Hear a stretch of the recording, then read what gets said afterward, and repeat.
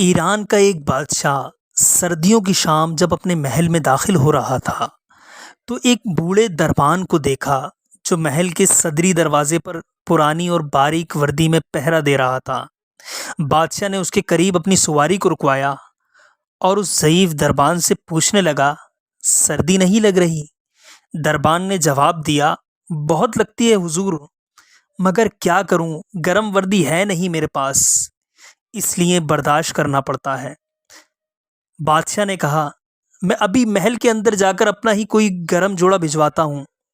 دربان نے خوش ہو کر بادشاہ کو فرشی سلام کہے اور بہت تشکر کا اظہار کیا، لیکن بادشاہ جیسے ہی گرم محل میں داخل ہوا دربان کے ساتھ کیا ہوا وعدہ بھول گیا۔